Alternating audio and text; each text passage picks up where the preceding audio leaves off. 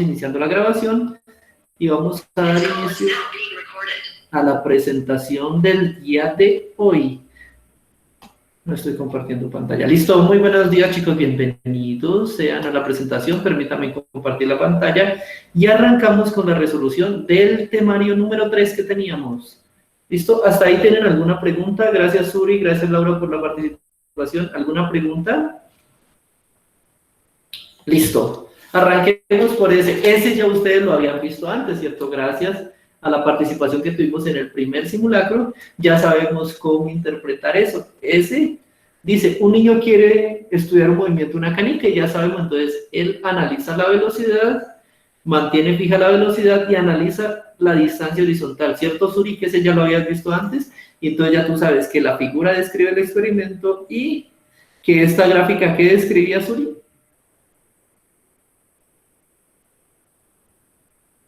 ¿O Alejandro? El cambio de la distancia máxima con respecto a la... Exactamente. Y entonces sabíamos que ese simplemente era la distancia que yo tenía y los datos que yo tenía para un movimiento parabólico. ¿Cierto? Listo. Con base a eso teníamos que ahora el niño lo único que estaba haciendo era cambiar la velocidad. Esa era la pregunta que nos hacían, ¿cierto, Alejandro? Sí, señor. Eso, Alejandro. Y si teníamos que solo cambiamos la velocidad, ¿tú esperarías que los datos cambiaran su comportamiento o que siguieran siendo similares, pero con valores un poquito más grandes? Que cambiaran. Que cambiaran los datos, es decir, que tú esperas entonces que cuando lances a 0 grados en 0 grados, el movimiento tenga un alcance máximo o un alcance menor. ¿Un alcance máximo? A 0 grados seguro, porque mira que aquí en el movimiento cuando tú lanzas la canica a 0 grados como si la dejaras caer. ¿Qué alcance tendría en ese caso? Un alcance menor, claro. Claro, el de 0. Y también notamos que, por ejemplo, el dato que teníamos nosotros, cuando yo lanzo la pelota muy alto, hacia arriba a 90 grados, es decir, literal, hacia arriba perpendicular al suelo, hacia arriba, ¿dónde esperas que caiga? ¿Muy lejos o que caiga justo donde tú la lanzaste? Es decir, ahí lo lanzas y vuelve a caer aquí. Eso es un lanzamiento a 90 grados, ¿cierto? Va hacia arriba y vuelve aquí. Entonces, cuando lo lanzas a 90 grados, ¿qué esperarías? Un desplazamiento de 0, porque estás lanzando hacia arriba y cae sobre ti. Si lo lanzas cada vez más rápido, lo vas a lanzar cada vez más alto, pero va a caer hacia ti. Entonces, siempre en 0 y en 90 grados tendremos que el desplazamiento del movimiento tiene que ser 0, porque no estoy realmente avanzando nada con respecto al eje X, ¿listo? Lo que está pasando es que cada vez lo voy a lanzar más alto, sí, pero ese movimiento es respecto al eje Y, entonces no sería altura horizontal, sino que sería altura vertical, ¿listo? Y finalmente hablamos de la distancia máxima. Miren que cuando yo llego a la máxima distancia, casi es porque estoy trabajando un ángulo de 45 grados, es decir, estoy haciendo un lanzamiento perfectamente perpendicular con el eje Y, ¿listo? Y con el eje X. Cuando hago este lanzamiento, lanzo al máximo posible. Y ahora, si aumento la velocidad, lo más posible es que yo lo que haga es, como ya les expliqué en la anterior clase, si lo recuerdan, aumentar el alcance un poco, porque ahora estoy teniendo más velocidad, lo que indica que estoy aplicando una fuerza mayor, y al tener una fuerza mayor, lanzo el proyectil un poco más lejos de lo que lo estaba haciendo inicialmente. Entonces, yo esperaría que el movimiento parabólico siga manteniendo los mismos datos, no va a cambiar. Entonces, al mantener los mismos datos, lo único que esperaría es que si lanzo con más fuerza, mi alcance horizontal ahora sea mayor. Y miren que la única que nos mostraba eso, si se acuerdan del anterior resultado que estuvimos tratando la semana pasada, era la C. La C nos decía, a 0 grados tiene un desplazamiento de 0. ¿Listo? Cuando usted lo lanza a 90 grados, usted lo lanza hacia arriba, tiene nuevamente un desplazamiento de 0. Pero cuando usted llega a 45, usted adquiere un alcance horizontal máximo. Y como está teniendo más velocidad, va a tener un valor más alto que lo que tenía inicialmente. Inicialmente estaba casi en 1.5, al final está aproximadamente en 2.5. ¿Listo? Entonces sí ha aumentado casi 1 metro el hecho de que usted aumentara la velocidad. Entonces por eso, para esta pregunta, la cual yo espero que me hayan respondido todos bien, la respuesta correcta era la C. Ese es un repaso muy rápido de lo que vimos. ¿Y por qué repaso? Porque ustedes ya lo habían visto en el simulacro que resolvieron, ¿cierto, chicos? ¿Hasta ahí una pregunta?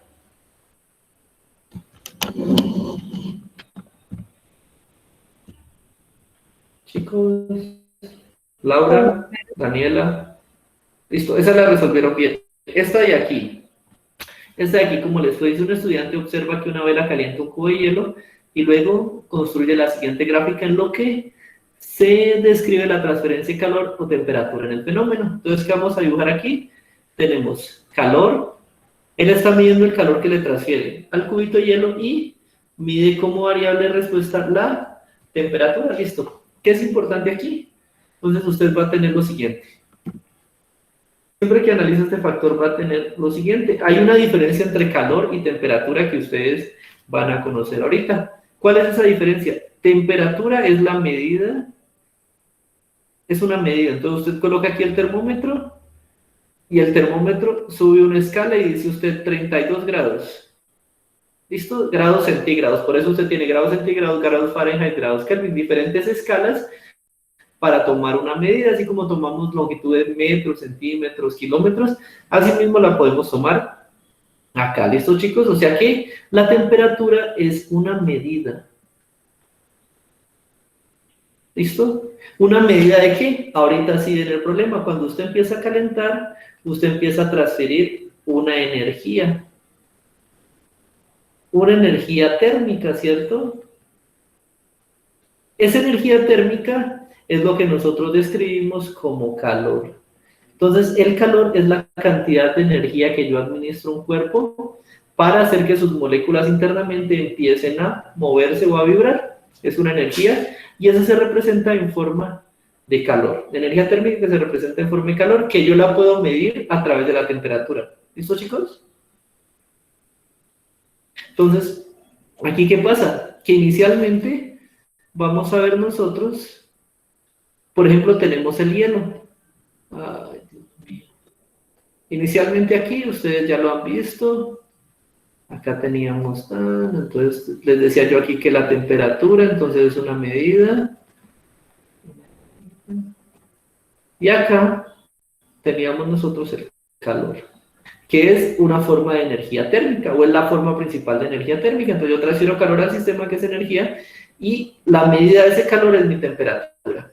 ¿Qué pasa entonces en el sistema? En el sistema yo tengo, cuando tengo un sólido, tengo partículas muy, muy cercas. Una cerca a la otra, muy, muy compactas, y muy cerca la una a la otra.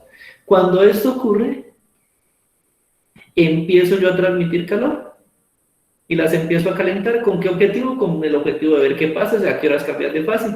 Entonces, ellas empiezan a adquirir y el calor se transfiere a ellas y empiezan ellas a adquirir energía para moverse. Entonces, esta se empieza a mover hacia abajo, la siguiente hacia arriba, se empiezan a incomodar y a tratar de moverse las moléculas. ¿Listo?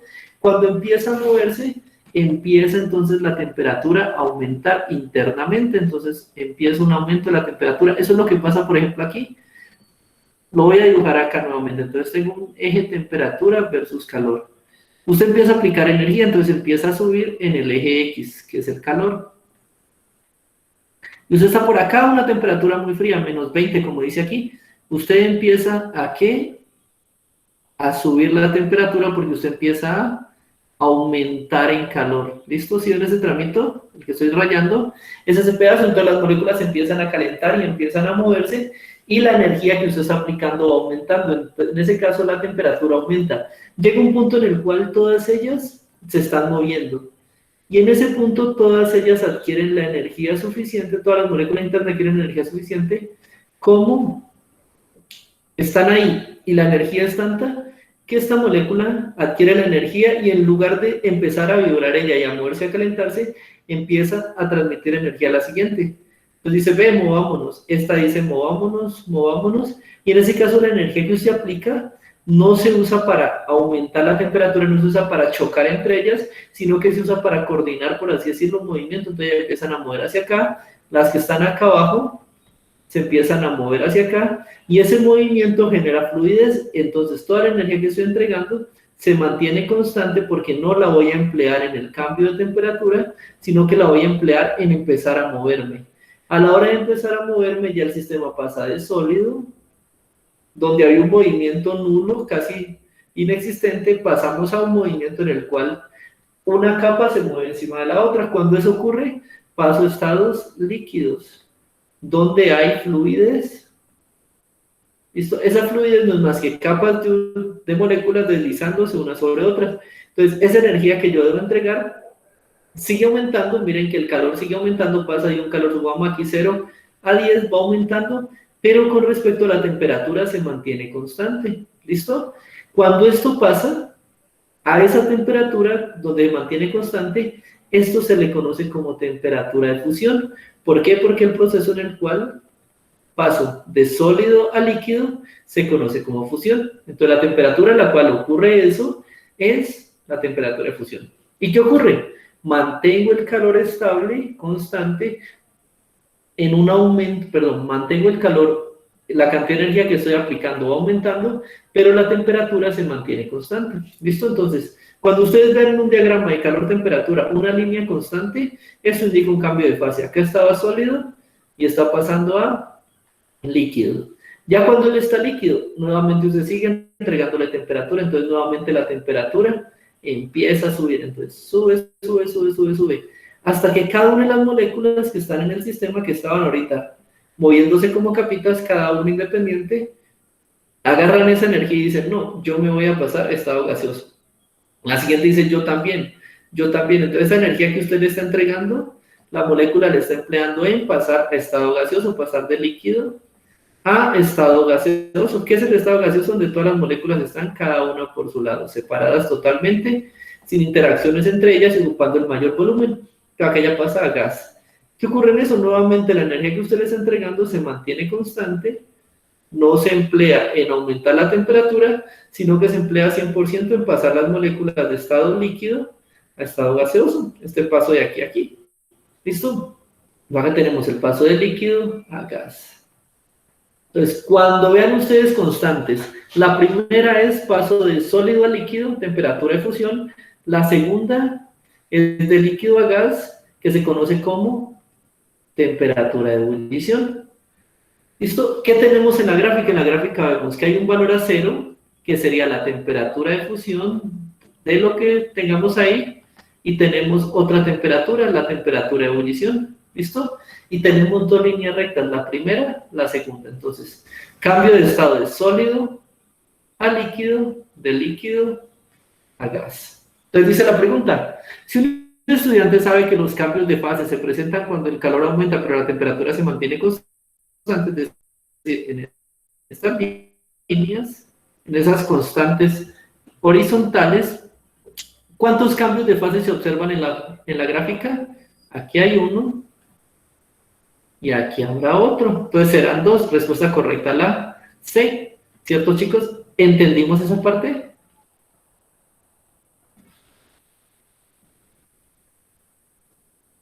¿Chicos? Sí. Sí, profe. Listo. Esa la habían. Listo. Entonces vamos a continuar. Ahora sí, veamos esta.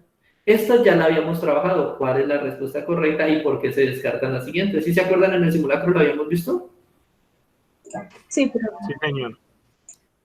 Listo, Suri, Alejandro. Entonces, ¿cuál es la respuesta correcta y por qué descartamos las demás? es la B, porque no puede haber un cambio de masa, porque no, Bien. y de densidad, y la B era porque las partículas no se movían en la misma dirección todas. Exactamente, ya lo estamos adquiriendo más rápido, ya estamos viendo que las partículas aquí van hacia abajo o hacia arriba, acercándose, alejándose. Entonces, en un cubo con el mismo volumen, en un momento yo tenía dos particulitas, pero al siguiente, que estaba resonando en la onda, por ejemplo, pero al siguiente milisegundo yo podía tener, en ese mismo cubo con el mismo volumen, podría tener 4 partículas. Eso aumentaba la cantidad de masa y por tanto la densidad en el sistema. ¿Listo? ¿Y por qué ocurría? Dos iban hacia arriba, dos iban hacia abajo, entonces estaban moviendo en diferentes sistemas. Sale y sale, respuesta correcta a la densidad, que ya la habíamos hablado, y es porque se acercan y se alejan entre sí. Listo, esa pregunta ya la teníamos. Si ven que resolver muchos simulacros nos va dando la capacidad de aumentar la velocidad, listo. Ahora veamos esta. Se tienen dos circuitos como se muestran en la siguiente figura. Circuito con palillos de madera y circuitos con alambre de cobre. Antes de pasar a algún lado, ¿qué conduce mejor la corriente? ¿La madera o un metal? Exactamente, Ángela. Cuéntame, Suri. Que un metal, pues. Exactamente, entonces esperaríamos que el alambre de cobre conduzca y por eso vemos que se enciende el bombillo. La madera no conduce, no se está encendiendo el bombillo. ¿Listo? Teniendo en cuenta la información de la figura, ¿en cuál de los circuitos fluye la corriente eléctrica? Ya descartamos y hemos fijado que es del del cobre. Solo en el de palillos de madera, falso. En ambos fluye la corriente, falso, porque en el de madera no está pasando eso. Solo en el de alambre de cobre, muy bien, respuesta correcta la C. 95 la C. ¿Y por qué la D no es? Dice, en ninguno de los dos, falso, porque yo estoy viendo que en el que tiene alambre de cobre fluye la corriente eléctrica. ¿Listo, chicos? Esas estaban muy fáciles. Esta ya la habíamos visto antes. ¿Alguien me puede decir cuál es la respuesta correcta?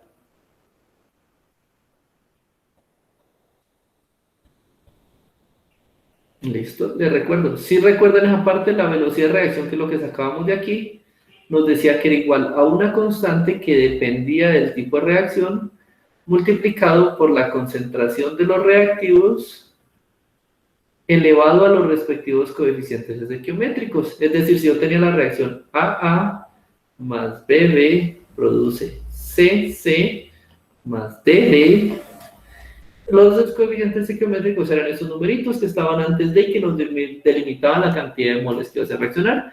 En el caso del hidrógeno era 2, por ejemplo, en el caso del óxido nitroso era 2, en el caso del nitrógeno aquí sería un 1, y acá en el caso del agua sería un 2, esos son los coeficientes. ¿Qué nos decía la ecuación? Nos decía, solo los reactivos van a actuar sobre la velocidad de la reacción. ¿Cierto? ¿Sí se acuerdan de esa parte cuando la estudiamos la semana pasada? Sí, profe. Eso, ¿y cuál era la respuesta correcta entonces? La A decía, si se duplica la concentración de nitrógeno, ¿por qué esa no era? ¿Por qué no era la de N2?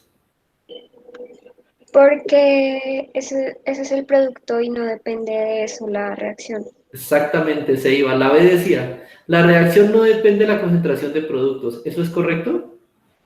Sí, Porque la ecuación de velocidad de reacción solo están involucradas las concentraciones de los reactivos. ¿Eso es correcto? sí. Entonces la respuesta correcta era la 96, era la B. Pero ¿por qué la C no era? La C que decía, la concentración, la constante de velocidad de reacción K depende de la concentración de los reactivos. ¿Eso es falso o verdadero? Falso, porque es una constante. Exactamente, ya lo estamos viendo. Y la D decía, si la constante de velocidad de reacción K se duplica, ¿se cuadruplicaría la velocidad de reacción? ¿Falso o verdadero? Falso. ¿Por qué?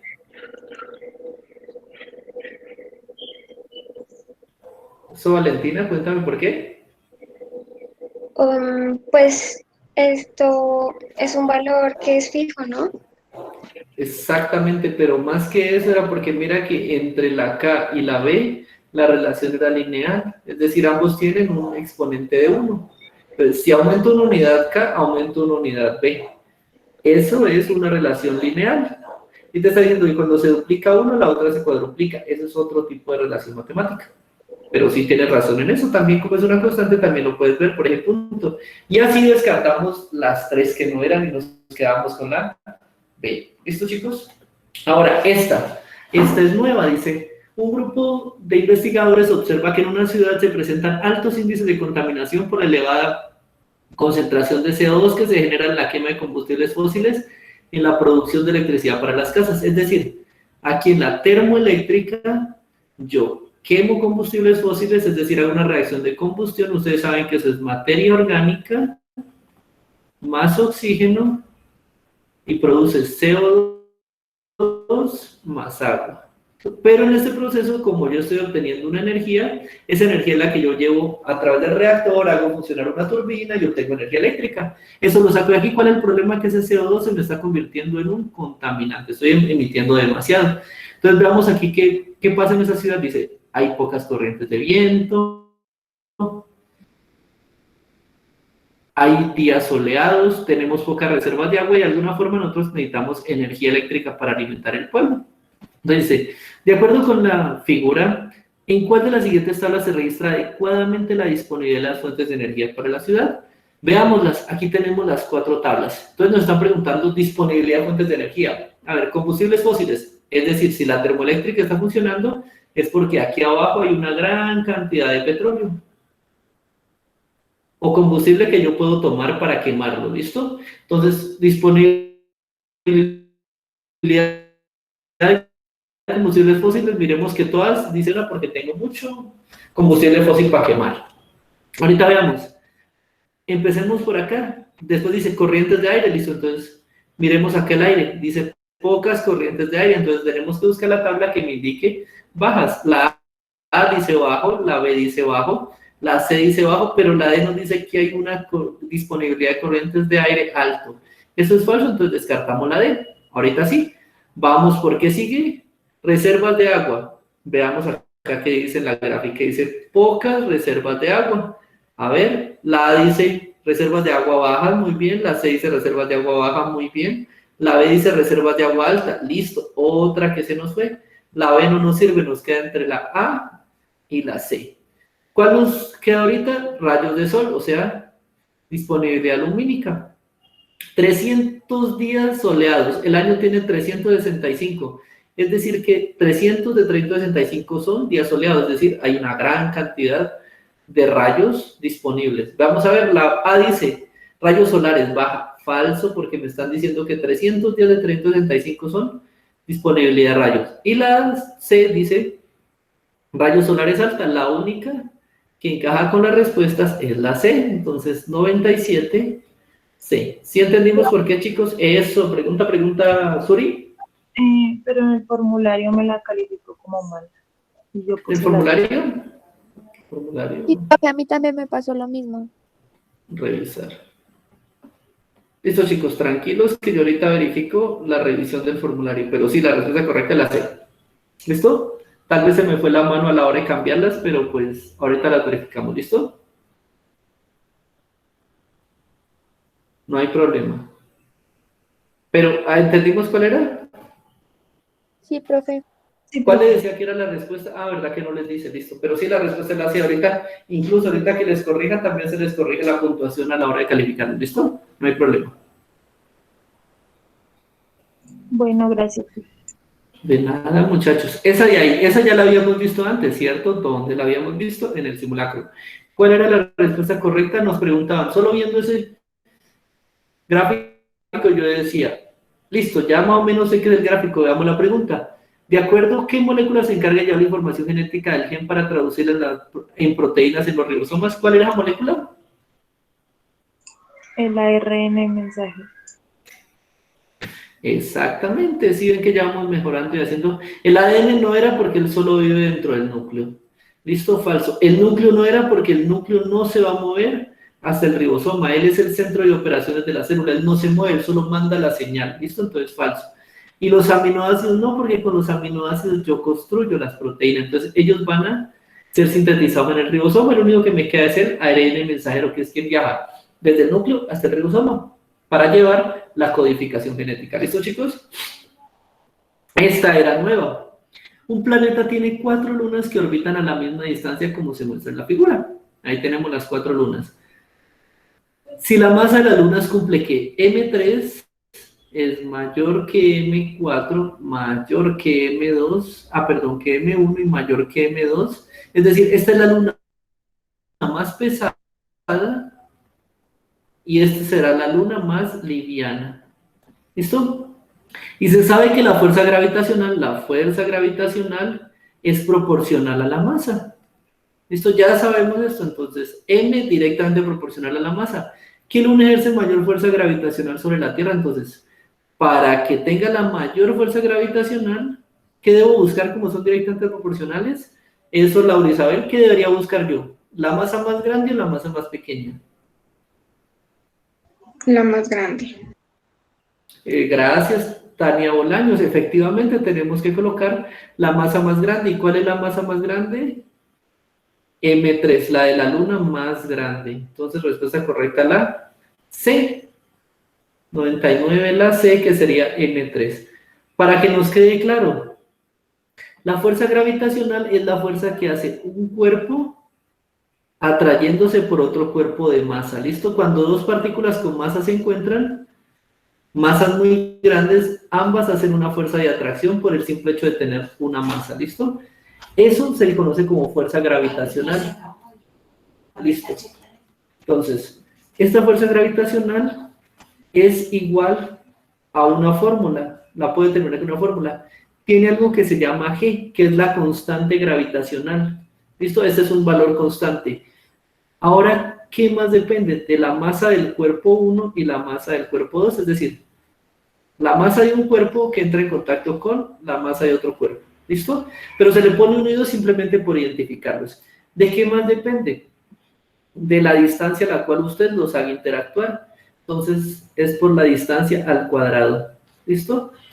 Esa es la ecuación que describe la fuerza de gravitación que hay entre dos cuerpos de masa determinada, ¿listo? Y con eso se calcula por lo menos la fuerza de atracción entre las lunas, entre los planetas, todo. Lo único que necesito conocer es la constante de gravitacional en el espacio, las masas de los cuerpos y qué distancia los separa. Entonces miremos, entre más distancia, menor fuerza gravitacional, y entre más masa, mayor fuerza gravitacional.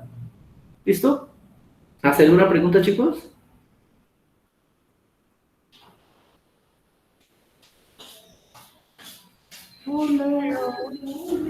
Listo, esto está más fácil y cada vez a ustedes les queda más fácil. Esa ya la habíamos visto antes, ¿cierto? Sí, profe. ¿Cierto, Valentina? ¿Qué decía esa Suri? Rápidamente nos decía, animales responden rápido, plantas responden lento. Animales tienen sistema nervioso y hormonas. ¿Para qué sirve el sistema nervioso? Usted tenía su cerebro, mandaba un impulso eléctrico a todo el cuerpo.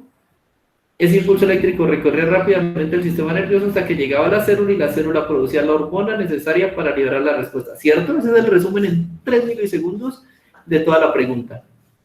Ahora, con base en eso, ¿cuál era la respuesta correcta, chicos? María Camila.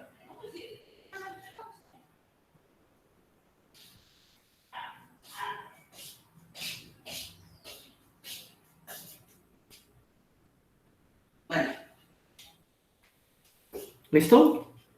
Entonces, la respuesta correcta era la C. La respuesta de los animales es rápida y de corta duración porque poseen un sistema nervioso. El sistema nervioso, recuerden que lo homologábamos a un sistema eléctrico. Y recordábamos nosotros que las hormonas eran moléculas muy grandes, que les costaba mucho trabajo fluir a través de todo el componente, todo el organismo. No tengo un sistema eléctrico, ese sistema viaja más rápido porque los electrones son más pequeños, viaja más rápido y al llegar a la célula libera la producción hormonal, mientras que las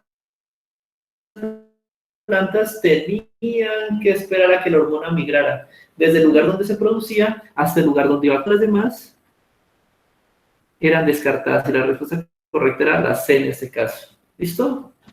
La 100 es la C. ¿Hasta ahí alguna pregunta, chiquitos, chicos y chicas? No, profe. Listo. Sigamos con... Esta ya la había... No, esta era nueva, ¿cierto?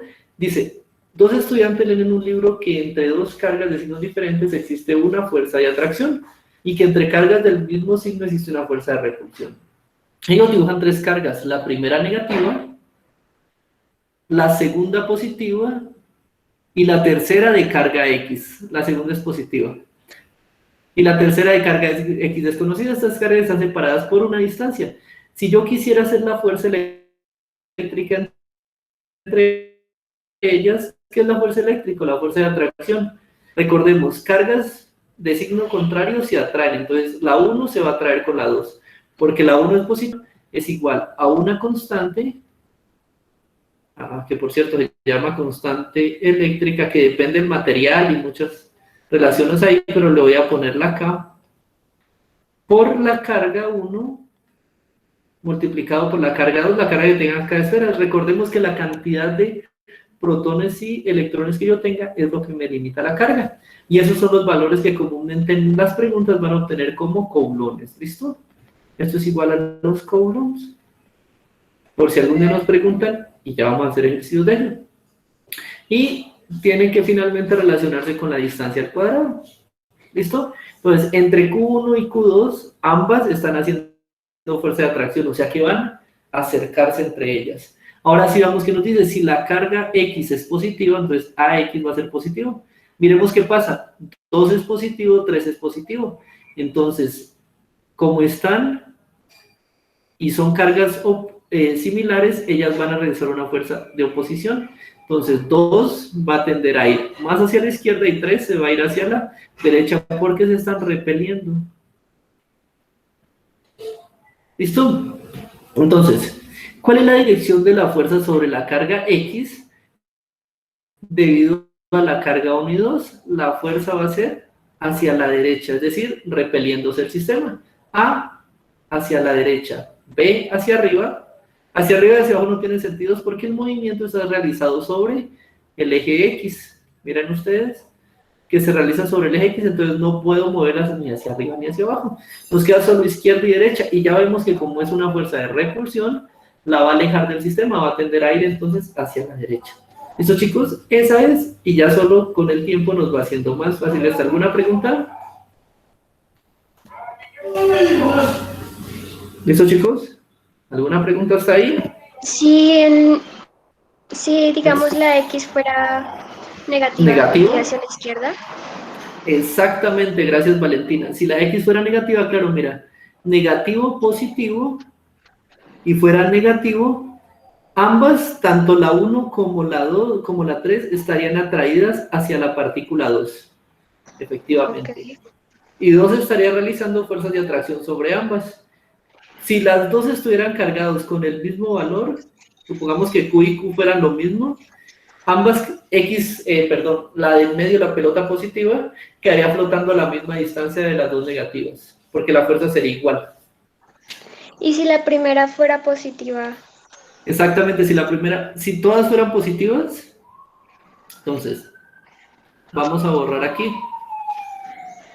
Listo. Si la primera fuera positiva, estas dos, 1 y 2, se repelerían. Este iría para acá y este iría para acá.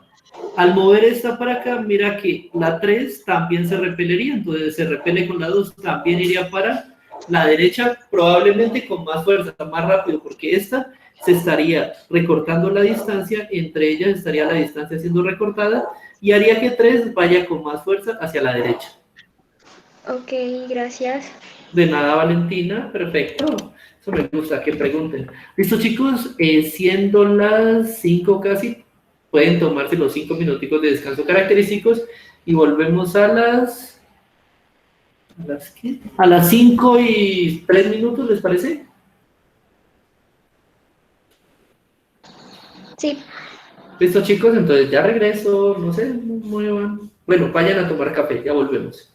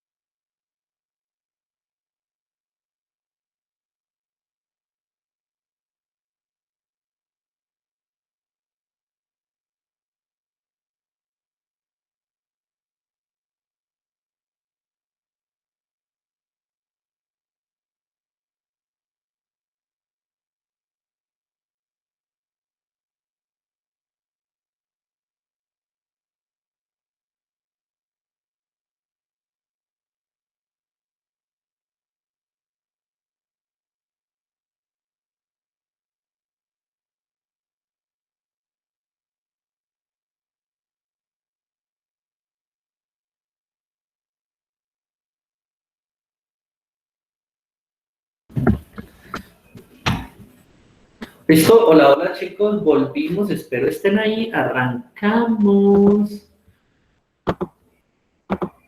Hola, ¿están Hola, ahí? Listo, bienvenidos nuevamente. Ya estamos conectados desde ambos dispositivos. Arranquemos que hoy terminamos esto. Entonces, listo, continuemos.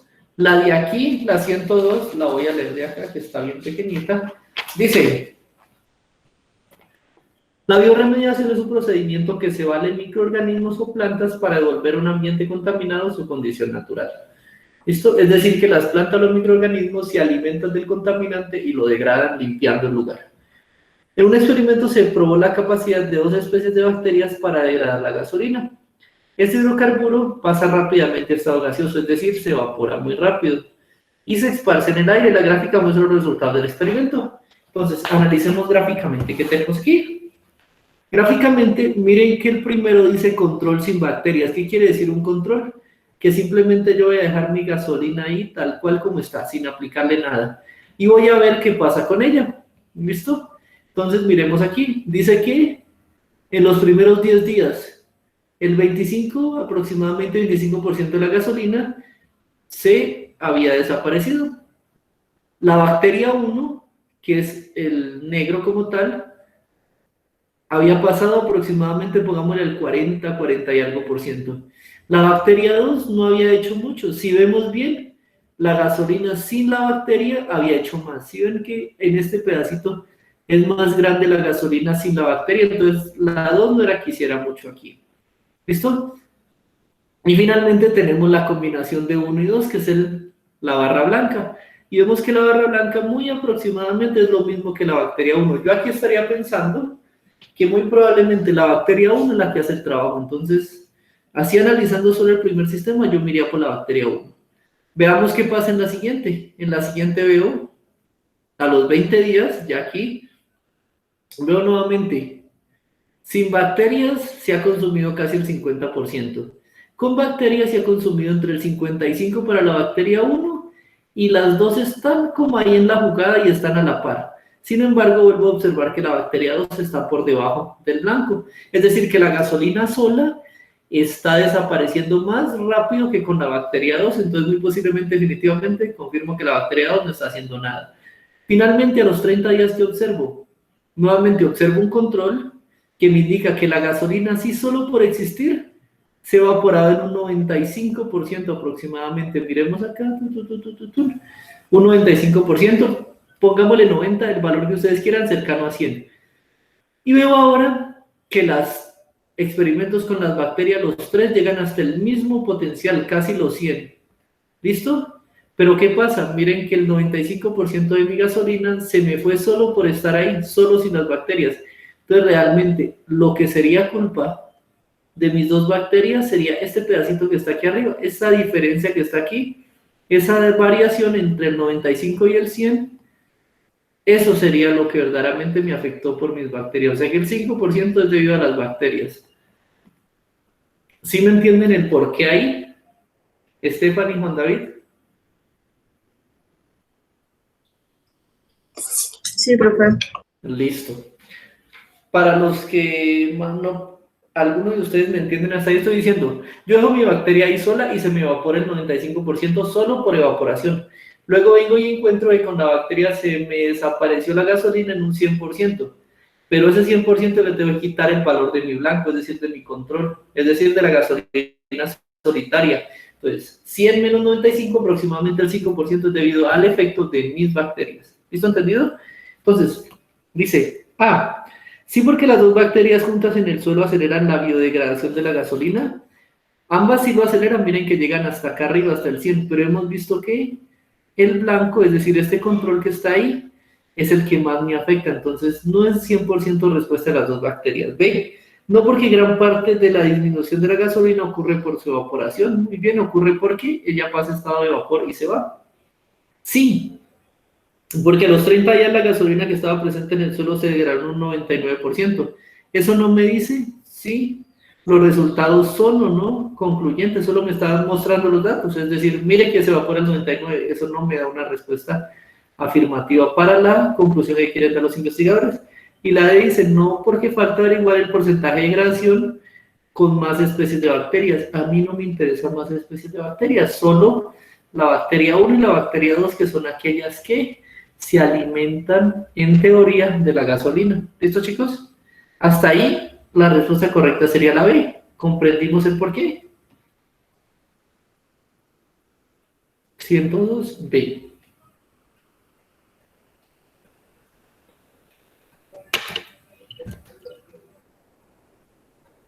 ¿Sí, chicos? ¿Alguna pregunta? Sí se entendió. Gracias, Valentina. Listo. Continuamos entonces. Esta parte de aquí.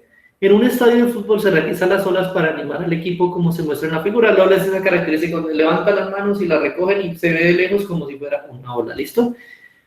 Las olas en los estadios se pueden modelar como ondas armónicas. ¿Qué es una onda armónica? Entonces, una onda es un sistema que se perturba con respecto a una posición de equilibrio y establece un movimiento periódico. ¿Listo? Entonces, un movimiento periódico quiere decir sube, baja y se repite. Sube, baja, baja. ¿Listo? ¿Nosotros qué conocemos de las ondas? Nosotros conocemos ya por sistemas anteriores, sabemos también que las ondas tienen con respecto al eje X algo que se llama longitud de onda, ¿cierto? Y que lo medimos entre un valle y un valle, que son las partes más bajas de la onda, o entre las partes más altas, que se conocen como crestas.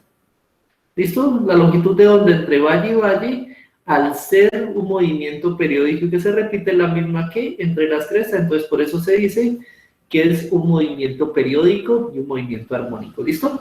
Además de eso tengo que entre este cero, sube, baja, y donde se vuelve a repetir el movimiento, miren aquí vuelve a subir y a bajar, hasta aquí también voy a tener algo similar, y esa misma es la longitud de onda. Entonces la puedo medir en tres partes, de donde arranca hasta donde vuelve a repetirse el proceso entre dos crestas o entre dos valles. ¿Listo?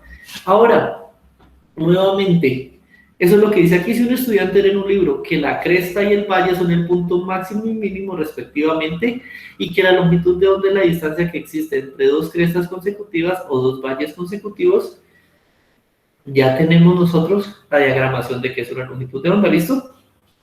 ¿Para qué me sirve a mí las longitudes de onda en una onda como tal? Permite diferenciar el tipo de onda. ¿Listo? Entonces, ¿qué quiere decir eso? Entre más pequeña sea la longitud, mayor energía. ¿Listo? Entonces son ondas que comúnmente golpean más fuerte, bueno, no tanto golpear, sino que llegan más fuerte al sistema, realizan ondas de mayor entrega energética. ¿Listo? Por ejemplo, las ondas muy agudas, las que suenan mucho, como suenan como un pitido desesperante, tienen bajas longitudes de onda. Las que tienen sonidos más graves, más amplios, son las de mayor longitud de onda, menor energía. ¿Listo? Entonces, ahorita sí, de acuerdo con lo anterior, ¿cuál de las distancias mostradas en la figura es igual a la longitud de la onda en un estadio? Miremos, la 1 es un punto por aquí, la onda debe subir, debe bajar, y por aquí otro punto.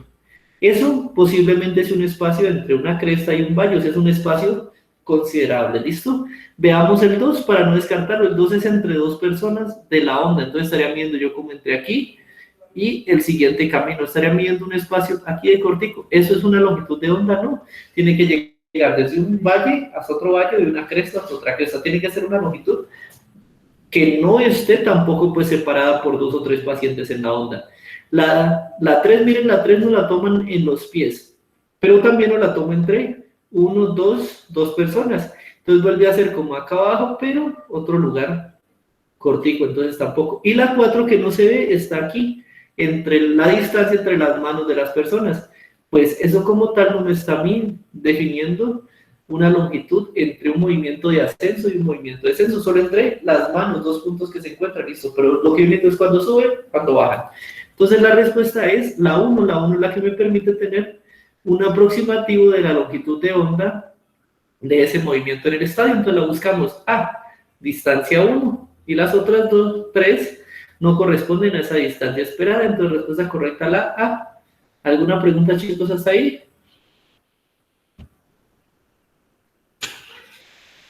chicos. No, señor, por mi parte no. Listo, Alejandro, ¿comprendidos bien todos? ¿Todo claro, todo correcto? Sí, profe. Listo, muy bien. Continuemos entonces con la 104. La 104 dice, un grupo de estudiantes midió la densidad de un gas en un rango de temperaturas entre 0 y 48. Los resultados obtenidos se muestran en la gráfica. Entonces vemos los valores para la densidad. Que estoy variando la temperatura y estoy midiendo la densidad. Muy bien, a partir de los datos de la gráfica, los estudiantes concluyen.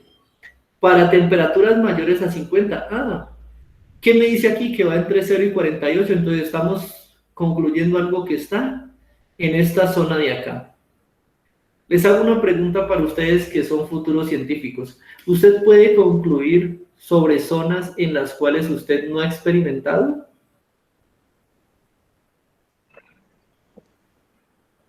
No. Exactamente, Stephanie. Usted no puede realizar concluir sobre zonas que ustedes conocen. ¿Listo? No puedo. A menos de que yo vea una tendencia característica. Por ejemplo, si yo tengo esto, temperatura versus densidad, y observo esta tendencia, por encima de este valor yo desconozco. Pero yo en este caso, ¿qué puedo yo fijar? Por ejemplo, supongamos que aquí me llega hasta 40. ¿Listo? Que ya lo hemos visto. Yo estoy aquí, lo puedo modelar, yo puedo decir que esto sigue una función matemática. ¿Cuál será? La de una recta, ¿cierto? Que eso es como una recta, entonces yo puedo decir de aquí para arriba, yo puedo usar esa función matemática para predecir ese comportamiento. Lo puedo hacer, eso está bien. Pero veamos, aquí en esta gráfica que ustedes ven un comportamiento fijo, ven algo que yo pueda decir, listo, va siempre hacia arriba, va siempre hacia abajo, va siempre constante.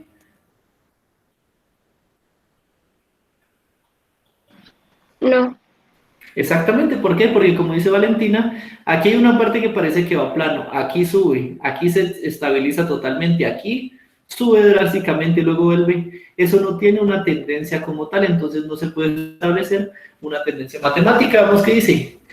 Para temperaturas mayores a 50 ya le estoy embarrando porque no puedo hablar por encima de 48. La densidad del gas es constante, no puedo predecir porque aquí o sube o se me cae, no puedo saber qué pasa acá. La evidencia mostrada en la gráfica es suficiente para llegar a esa conclusión. No puedo predecir por encima de 48, entonces sí, la B se descarta, porque la tendencia en la gráfica para estas temperaturas apunta a una densidad constante. Yo miren, después de 48 no puedo decir si va hacia arriba, si la gráfica va a ser una línea o va a caer. Listo, y recuerden que si fuera una constante, yo estaría esperando que el sistema se comporte así, como una línea. Y yo hasta incluso aquí en este pedacito yo puedo ver que ya tiene una tendencia a aumentar, entonces yo no puedo siquiera garantizar que es una constante. Entonces la B no es, la C también dice no, la D también dice sí, perdón, esa es la que vamos a descartar, porque se puede deducir que a partir de los datos de la relación de la densidad y la temperatura es constante para cualquier rango de temperatura. Falso, porque eso de que es constante para cualquier rango de temperatura indicaría una figura así, ¿cierto? Ustedes ya que saben constantes, para cualquier rango de temperatura sería esto. Eso es constante, densidad constante para cualquier temperatura.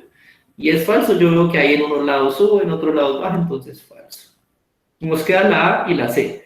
La A dice, no, muy bien, porque es necesario continuar la toma de datos debido al incremento de la densidad del gas para ciertas temperaturas. ¿Qué quiere decir eso? Usted debe analizar datos por encima de 50 para saber cómo se comporta. Hasta ahí estaría bien esta.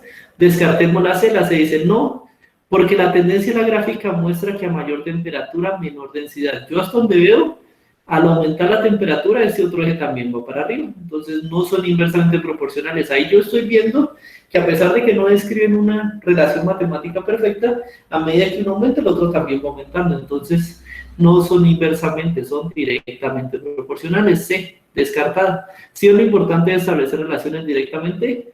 Directamente es esto que tengo acá, ambas aumentan. Temperatura directamente proporcional a la densidad, inversamente hacia abajo. Entonces, densidad-temperatura, densidad es inversamente proporcional a la temperatura. ¿Sí se acuerdan? Eso es. Simplemente es que vayamos recordando eso y siempre lo tengamos presentes. Entonces, chicos, ¿hasta ahí alguna pregunta? Si voy muy rápido me dicen, no hay problema.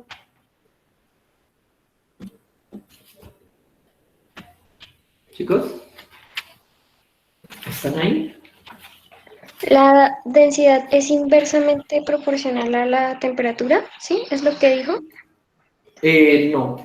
Las gráficas que tenemos aquí, que mostramos acá, dice que la densidad es directamente proporcional a la temperatura. Ah, ok. ¿Listo? Y mira que la C dice no, porque la tendencia de la gráfica muestra que a mayor temperatura, si yo aumento la temperatura, menor densidad, eso indicaría que son inversamente proporcionales, cosa que es falso según lo que veo en la gráfica. ¿Listo? Ok. Eso era lo que estaba diciendo Valentina. ¿Listo? Listo. Miren esta ya la habíamos visto antes, ¿cierto? O sea que ya no tenemos por qué demorarnos mucho en esta pregunta. Entonces dice, un paciente se diagnostica con una posible fractura en los huesos de la mano. Lo que nos van a preguntar es cómo haría usted para evitar que el paciente sea irradiado por rayos X y posiblemente sufra cáncer en otro lugar que no sea la mano. ¿Listo? Entonces, nosotros pensábamos para la anterior respuesta, tengo que cubrirlo con algo que bloquee la radiación de rayos X. La única sustancia que me bloquea la radiación de rayos X es el plomo. Entonces debería cubrirlo con plomo. Cubrir la mayor parte del cuerpo del paciente con plomo. Muy bien. B, tener la máquina de rayos X aislada en un cuarto de hormigón. Bien, el hormigón es capaz de tapar los rayos X, pero no me interesa proteger al material personal médico. El ya está salvo, me interesa mi paciente. ¿Listo? Entonces por eso la B y la D, ya sabíamos de previos capítulos que la descartábamos. ¿Listo, chicos? Y la C, dice, cubrir la mayor parte del paciente con aluminio. Si veíamos, el aluminio deja atravesar el plomo. Entonces, no me sirve. Respuesta correcta de la 105 era la A. Y hasta se conserva la misma respuesta del simulacro. ¿Sí vieron? Pero lo que les recuerdo, nunca se aprendan la letra, apréndanse la respuesta o el por qué la respuesta correcta, que es mucho mejor, y ya perfectamente la pueden deducir en el formulario. ¿Listo? La siguiente, la 106. El cáncer es una enfermedad que da en las células que transforman los tejidos sanos en tejidos cancerosos. Listo. La pregunta que nos hacían, una consecuencia negativa de diagnosticar el cáncer con rayos X o gamma. Aquí veíamos que nos decían que el rayos X o gamma son radiaciones ionizantes que se consideran un agente cancerígeno, ¿cierto? Entonces, ¿yo qué estoy haciendo? Con un rayo X o gamma, que es cancerígeno, estoy detectando cáncer. Entonces, estoy con algo que causa cáncer detectándolo. La lógica no tiene sentido ahí. Entonces, si yo quiero evitar que se prolifere el cáncer, pues no lo voy a usar algo que lo produce. Entonces, la consecuencia negativa sería, la generación de más células cancerígenas, correcto, por la posibilidad de dañar el material genético, muy bien. Mientras que las otras nos decían que se iban a reducir el tejido cancerígeno, falso, porque muy posiblemente lo estoy aumentando y que estoy usando rayos X. C, la generación de muerte celular en los tejidos por el aluminio, falso, porque el aluminio no se usa como barrera.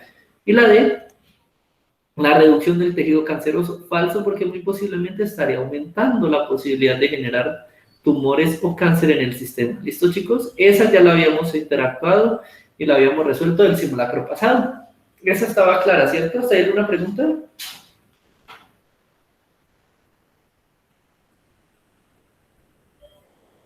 Alguien está comunicándose por el chat. Daniela Bolaños, bienvenida, levantaste la mano, cuéntanos. No, profe, qué pena, fue sin querer. Tranquila, no hay problema. Listo, Daniela Bolaños no ha levantado la mano. ¿Alguna pregunta de alguno de ustedes, chicos? ¿No? Bien, estas preguntas... No. Listo. Estas preguntas ya nos habían quedado claras. Ahorita sí, ustedes, alguno de ustedes, esa pregunta, ¿cuál era la respuesta correcta y por qué?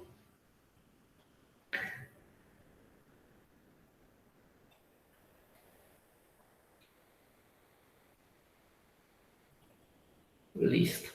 Rápidamente decía, la capacidad de penetración de las radiaciones ionizantes se mide cuantificando la intensidad de energía transmitida a través de una barrera. Entonces, lo que teníamos era que yo medía la intensidad de energía.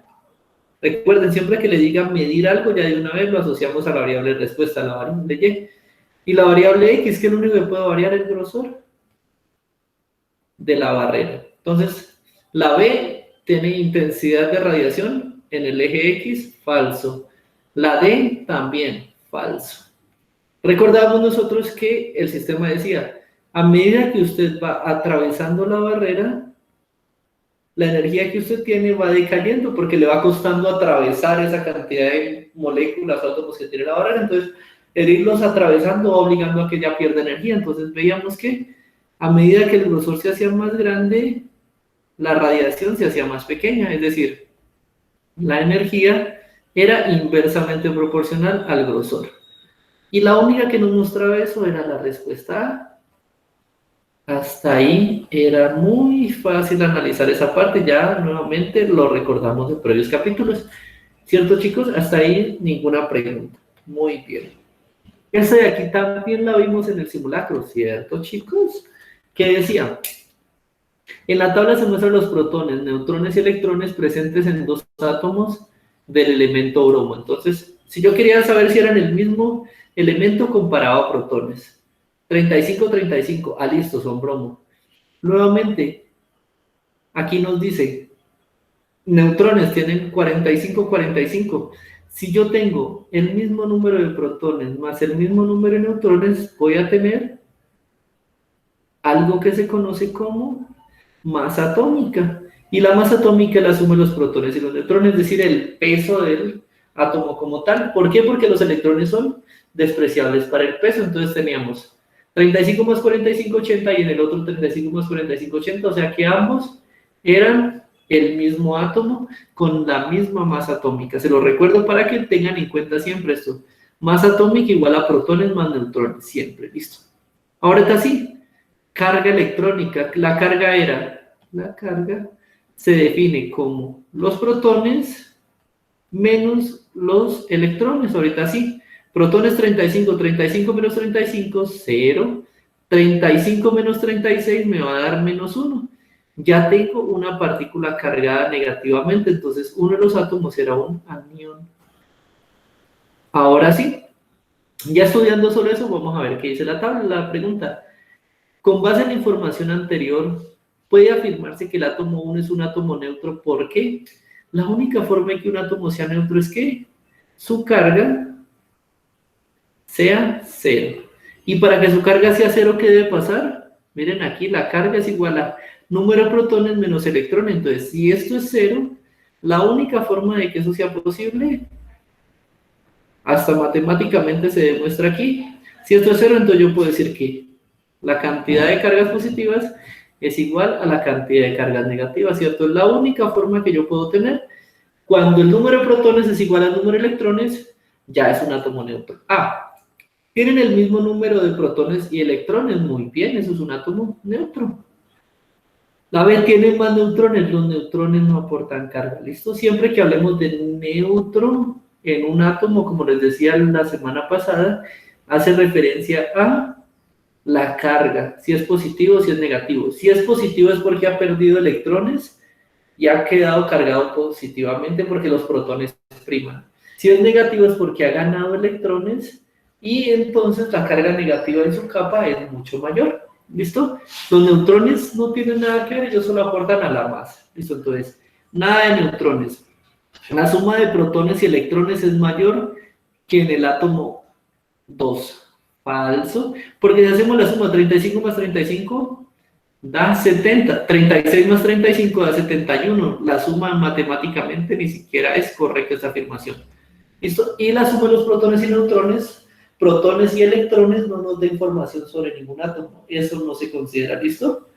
Y ahorita, D tiene más neutrones que electrones. Nuevamente el mismo sistema que con la B, que con los protones. No interesa que los neutrones estén en mayor o menor cantidad que las partículas cargadas. Ellos solo aportan más. ¿Listo? Entonces, la respuesta correcta de la 108, que ya ustedes la sabían, y por eso no hubo problema en el simulacro, casi todos la respondieron bien, es la A. ¿Listo? Nuevamente, que me asombra que hubo alguien, por ahí hubo alguien que respondió mal, pero entonces ahorita se la rectifico para que le quede a todos claros y cuando lo volvamos a ver no cometamos errores. ¿Listo, chicos? Esta sí es nueva. Dice, Se tiene una masa atada a un resorte. En el sistema la energía total no cambia. ¿Listo? Energía total no cambia. Es algo que vamos a ver acá. Energía total no cambia. Pero durante el movimiento se comparte entre el resorte y la masa. Al estirar el resorte, la energía entra en el sistema y se acumula en forma de energía potencial elástica. Entonces, al estirar el resorte, cuando el resorte está estirado, aquí tiene usted el cero, el punto de equilibrio de su resorte. Cero. Cuando usted, digamos que aquí lo tenía anclado y aquí está su resorte existiendo nada más. Cuando usted pasa de cero y lo empieza a estirar, a partir de aquí usted empieza a aplicar una fuerza. ¿Listo? Y hay una distancia con respecto a este desplazamiento que se llama elongación, una variación de la elongación o el estiramiento que usted tiene haciendo en el resorte. Cuando llega acá a lo máximo, esa elongación es lo mismo que si usted tuviera una altura en el sistema. Entonces aquí tener masa por gravedad por delta de X va a ser igual a energía potencial elástica. ¿Elástica por qué? Porque ahorita no estoy hablando de una altura, sino de una elongación del sistema. ¿Listo? Cuando se suelta, la energía se transfiere a la masa. ¿Listo? La energía ahorita, aquí en este punto, cuando está estirado, está energía potencial elástica. Apenas usted la suelta, aquí se empieza a mover y ahí adquiere una velocidad. Velocidad diferente de cero. Entonces aquí adquiere energía cinética, porque se está moviendo. Una vez toque este punto, vamos a ver qué pasa. Se transforma en energía cinética y la masa se mueve hasta el punto de equilibrio. Listo. Luego la masa devuelve la energía al resorte y lo comprime. Ahora, ¿qué está haciendo? Nuevamente desde el punto de equilibrio hasta acá, está haciendo otra vez otra variación de distancia. Está haciendo fuerza para comprimir el resorte. Y al hacerlo, esa energía cinética que trae en función de la velocidad se va haciendo cada vez más pequeña hasta que la velocidad se detiene en este punto. Y cuando la velocidad se detiene, vuelvo a tener una máxima elongación, entonces tengo energía potencial elástica. Entonces, este sistema consiste en un sistema que va, cuando está muy estirado el resorte, energía potencial elástica. Ahí empieza a moverse hasta que pasa por el punto de equilibrio y se empieza a comprimir el resorte. Cuando se comprime, pasa esa energía cinética de movimiento a energía potencial elástica. Luego desde acá se vuelve a volver energía cinética, pasa energía potencial y así vamos en el sistema de armónico del movimiento. ¿Listo? Listo. El proceso se repite y se generó que la masa oscila alrededor del punto de equilibrio como lo muestra la figura. Si se mide el tiempo desde el instante en el que el resorte se estira y se suelta, ¿cuál de las siguientes gráficas representa el cambio de la energía cinética y la energía potencial en función del tiempo? Quiere decir, en este caso, desde que el instante esté estirado, entonces voy a medir aquí t igual a 0. En este punto voy a medir el tiempo igual a 0. Pero en este punto yo que tengo como máximo la energía potencial elástica. Bien, vamos a buscar una gráfica que nos diga eso. Lo primero, ubiquemos los ejes. Miren que si ustedes ven en la gráfica B está el eje del tiempo a mitad del sistema y en el D está en la parte superior. ¿Listo? Lo primero es que esto no puede existir porque usted no tiene, con respecto al tiempo, no tiene energías positivas y energías negativas. Miren, es como se quiera. La energía está pasando de una energía positiva, luego se convierte en una energía negativa. Falso. La energía pasa de un máximo a 0, pero nunca pasa a tener menos cierta cantidad de energía, siempre va de una energía potencial alta a una energía en la cual es 0, luego vuelve una energía potencial alta, luego vuelve a 0, luego energía potencial alta, vuelve a 0. Nunca puede estar por debajo. Nunca pueden existir energías negativas. Eso para esta parte de B. Esas energías negativas no pueden existir. Y acá las energías aquí son totalmente negativas, entonces no puede ser.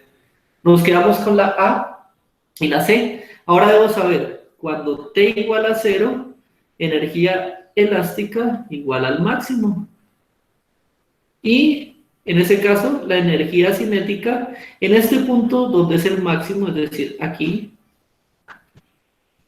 en este punto, la velocidad es igual a 0 porque no hay movimiento. En este caso, la energía cinética en ese punto debe ser 0, ¿cierto? Entonces busquemos. Vamos a ver aquí, energía cinética. Me devuelvo hasta el tiempo igual a 0. En tiempo igual a cero dice que el valor no es cero, es una energía máxima. Entonces la energía cinética en ese punto no es máxima, es cero, falso. Confirmemos la C, energía potencial. Bajo, ¿no? Subo, sigo el camino y llego que al principio en el movimiento igual a cero, cuando la masa está estirada, ahí la energía potencial es máxima. Cosa que energía potencial elástica máxima. Entonces la energía cinética, que fue la que no resalté, aquí es la mínima. Muy bien, respuesta correcta la C. De la 109, la respuesta correcta es la C. Muy bien, chicos. Esa, ¿hasta ahí alguna pregunta? ¿Alguien también me la respondió mal en el cuestionario? ¿Alguna pregunta, chicos? Profe, Sí, Suri. ¿cómo es la fórmula de la energía potencial elástica? La energía potencial elástica, permítame. La energía potencial elástica es muy similar a la energía potencial como tal, pero vamos a confirmar, porque esa simplemente depende de la masa que usted tenga y del desplazamiento. Pero también usted le puede, como la gravedad es constante, también la puede dejar o anular del sistema. Energía potencial, miren, aquí está. De deformación, sin complicarlo, porque eso realmente es la integral desde un punto hasta otro del sistema con respecto a la deformación. Abajo, ¿dónde es que está? Si ven todas las ecuaciones, ¿verdad? Energía de formación, no. Energía. Había una forma fácil de calcularla.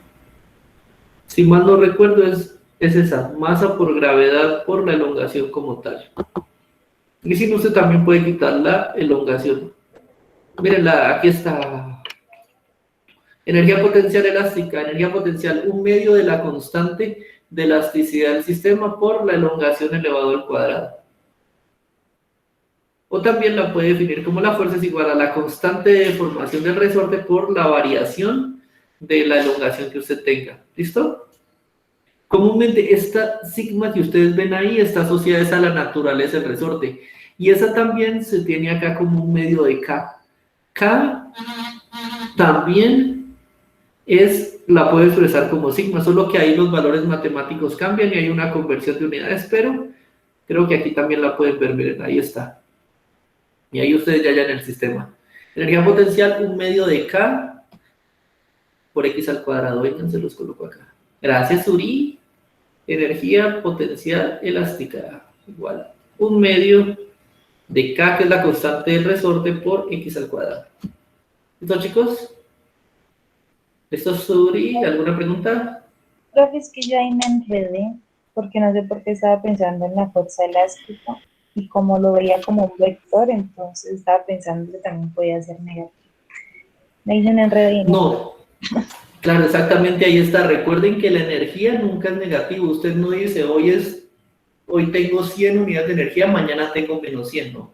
La energía siempre, en este caso, como usted, lo peor que le puede pasar es que, por ejemplo, velocidad igual a cero, en este caso, ¿qué pasa? Energía cinética igual a cero, pero usted no va a decir, la velocidad va a ser menos. Entonces, en ese caso, usted no puede tener energías cinéticas negativas.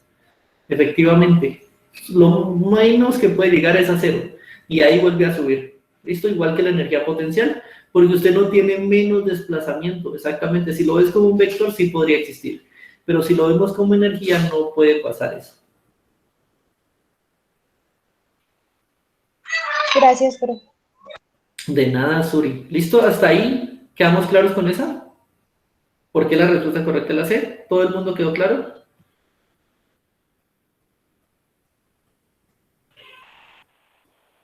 Listo. Sí, señor, muchas gracias. A ustedes, muchachos. Analicemos esta. Esta dice lo siguiente.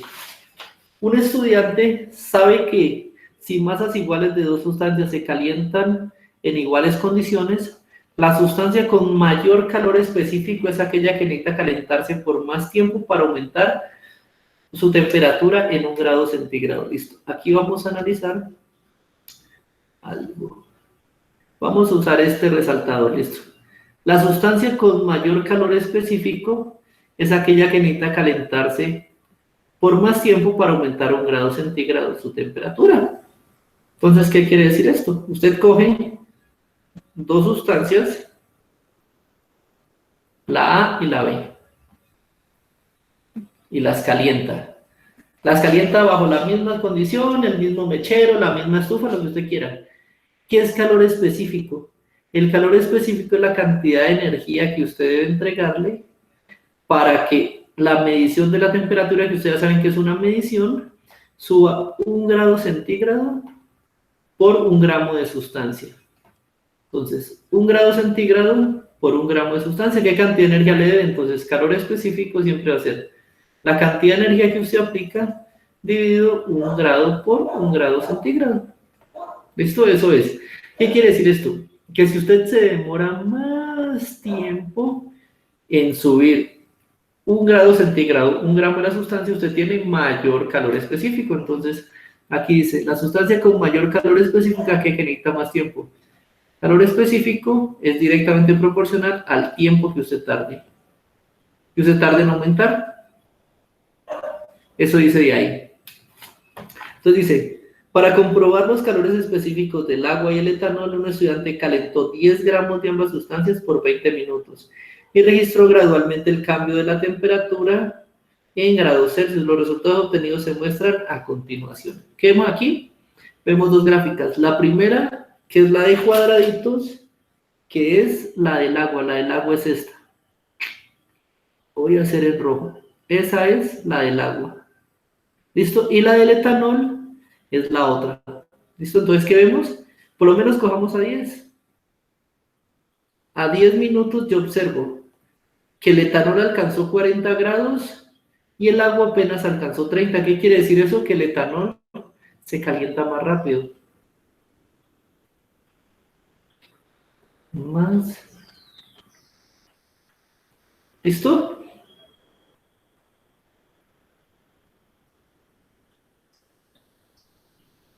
Listo. Entonces, el etanol se está, en este caso, calentando más rápido. ¿Qué quiere decir que se caliente más rápido? Que la energía que le entrego es menor o mayor.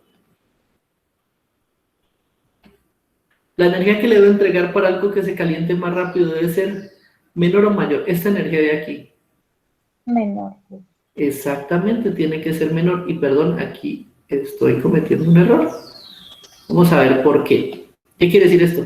Si la energía que usted le aplica es menor, entonces se calienta más rápido. Lo que quiere decir que usted cuando tiene un calor de específico bajito es porque el tiempo que se tarda también es más bajo. Ah, perdón, estaba diciendo. Estaba en lo correcto aquí. Listo. ¿Qué quiere decir eso entonces? La que se caliente más rápido es la de menor calor específico. Entonces, en este caso, como se calentó más rápido aquí en el etanol se calienta más rápido, por tanto indica que tiene el menor calor específico del sistema. Veamos a ver. Según lo anterior, ¿cuál de las siguientes conclusiones es válida? A. El etanol tarda más tiempo que el agua en alcanzar una temperatura de 40. Falso, miremos. A los 10 minutos ya el etanol está en 40. Al agua le cuesta 20 minutos, entonces eso es falso. Analizando la gráfica. B. Para que una masa superior a 10 gramos de agua llegue a 100 grados, se necesita un tiempo de 20 minutos. Recordemos que la temperatura de ebullición de una sustancia es proporcional a la masa, ¿cierto? O el tiempo que va a tardar. ¿Listo? El tiempo, vamos a ver, el tiempo que se demora, el tiempo sí es proporcional a la masa. El tiempo de ebullición, pues. Entonces, si usted tiene, por ejemplo, un vasito con 100 gramos de agua, va a tardar menor tiempo que si usted tiene una olla con 10 litros, ¿cierto? Entonces, sí es proporcional a la masa, y aquí está diciendo que si quiere mayor masa, va a necesitar el mismo tiempo, cosa que es falso. C, después de calentar por 20 minutos, aquí están los 20 minutos, el etanol alcanza una mayor temperatura que el agua. Muy bien, el etanol está por acá arriba, muy bien, mayor temperatura que el agua. Porque el etanol tiene menor calor específico, es decir, se requiere menos energía para aumentar 1 grado centígrado por gramo, y como son la misma masa, será la C la respuesta correcta. Y la D dice, la masa del etanol superior a 10 gramos alcanza 60 gramos en menor tiempo que una masa de etanol de 10 gramos. Falso. En este caso, como tenemos la misma masa, ambas la van a alcanzar al mismo tiempo, entonces descartado la D. Listo, respuesta correcta de esta, la C, 110, la C. ¿Alguna pregunta hasta ahí? ¿Todos comprendimos? Entre menos energía requiera para subir 1 grado centígrado, más rápido lo alcanzo. Entonces, entre más rápido lo alcance, menor calor específico tengo en la sustancia. ¿Listo, chicos? ¿Hasta ahí alguna pregunta? Sofía, María Camila, Suri, ¿alguna No, pregunta ahí? Profe, ¿me podría repetir, porfa, esa última parte? Es que se trabó. Entre menos calor específico tenga, ¿qué es lo que pasa? Entre menos calor específico, entre más pequeño sea el calor específico, menor energía debes aplicarle al sistema para que aumente 1 grado centígrado, 1 gramo de la sustancia, ¿listo? Entonces, entre menor energía, pues, más rápido, menor tiempo se demora en alcanzar una temperatura más grande. Gracias. De nada, señorita. Sigamos con la 111. La 112 dice, un grupo de investigadores quiere calcular la cantidad de masa de cloruro de magnesio que se obtiene en la siguiente reacción. Nos muestran 1 mol de magnesio reacciona con 2 moles de ácido clorhídrico para producir 1 mol de cloruro de magnesio más 1 mol de hidrógeno. Eso ya lo sabemos leer, ¿cierto? Dice, para eso utiliza 1 gramo de Mg, 1 gramo de magnesio, 1 mililitro de ácido clorhídrico manteniendo la temperatura a 45. Quiere decir que esta reacción la estoy realizando a una temperatura igual a 45 grados centígrados. Para finalmente empezar el MgCl obtenido. Listo. De acuerdo con la información anterior, ¿cómo debe repetir el grupo de investigadores sus mediciones para estar más seguros de la medición de la masa? Listo. Quiero repetir la reacción. Entonces, vuelvo a hacer lo mismo. Si quiero repetir un proceso para garantizar unos resultados, nosotros ya sabemos eso, resultados. Entonces, ¿qué debo hacer? Debo tomar las variables y mantenerlas fijas. ¿Qué quiere decir eso? Si en el primer experimento uso 1 mililitro, para el segundo experimento que usar, el mismo mililitro. Bueno, no el mismo, sino la misma cantidad. Si uso 1 gramo, va a usar 1 gramo. Si uso una temperatura de 45 grados, ¿qué va a hacer? La misma temperatura. ¿Listo? Se mantiene fijo, y aquí nos está diciendo, si quiere estar seguro, es decir, si quiere rectificar, que le da lo mismo. Entonces, veamos. Usando cantidades mayores de reactivos, una temperatura de 45. Si usted aumenta la cantidad de reactivos a la misma temperatura, ¿no le parece lógico que la cantidad de productos también aumente? ¿Podría ser, chicos? Sí. Exactamente, muy bien. Entonces, si aumenta la cantidad de reactivos, va a aumentar la cantidad de productos, o sea que no lo va a verificar, va a tener más. Usando la misma cantidad de reactivos, muy bien, a una temperatura de 25. La temperatura está siendo diferente, por tanto no es la misma reacción. Las reacciones también fijan una temperatura, listo, la temperatura es una variable, entonces debo mantener la constante. B tampoco. C, usando las mismas cantidades de reactivos, muy bien, a una temperatura de 45, muy bien. Eso es hasta ahora lo que debo yo hacer para rectificar. Y la D dice, D, usando un metal diferente de magnesio, si cambio el metal, estoy cambiando de reacción. Por tanto, descartamos. Ahí además lo que mire que una temperatura de 25, también cambié la temperatura. Falso. Respuesta correcta, la 111, la C. ¿Listo? Si quieren rectificar un proceso, siempre tienen que medir las mismas variables, los mismos valores. ¿Listo? Si ya lo quiero duplicar, duplico las cantidades de reactivos. Si lo quiero triplicar, triplico. Pero eso es si quiero variarlo. ¿Listo? Pero como a mí me preguntan, simplemente es que debo rectificar, volver a realizar el mismo experimento. ¿Listo, chicos? ¿Hasta ahí alguna pregunta? ¿No? Muy bien. Sigamos, que ya vamos a terminar.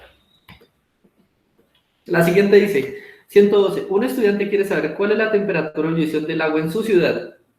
Ya viendo eso, ya sabemos cuál es la respuesta, ya la habíamos visto antes, ¿cierto, chicos? ¿Cuál es la respuesta correcta?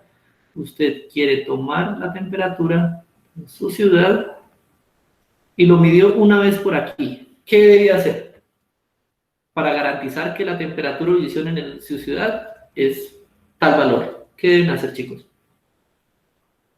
Medir en la misma ciudad con los mismos instrumentos que usé. Exactamente, medir en la misma ciudad varias veces con los mismos instrumentos. Respuesta correcta, la D, 5 veces en la misma ciudad con los mismos instrumentos. Ciudades diferentes no me sirven porque me quiero centrar en mi ciudad. 5 veces en la misma ciudad con distintos higrómetros, no, porque al variar usted los instrumentos puede incluir errores asociados a ello. Entonces siempre la idea es repetir las mismas condiciones siempre. ¿Listo? Entonces, respuesta correcta, la 112, que ya la habíamos resuelto en el simulacro anterior, era la D. Listo. Hasta ahí vamos claro. Seguimos con la 113. La 113 me dice: algunas especies de aves que habitan en latitudes cercanas a los polos permanecen allí durante el verano y se reproducen, anidan y crían a sus pichones. Cuando termina el verano, las aves migran a ciertas latitudes tropicales. ¿Recuerdan esa pregunta? ¿Ya la habían visto antes?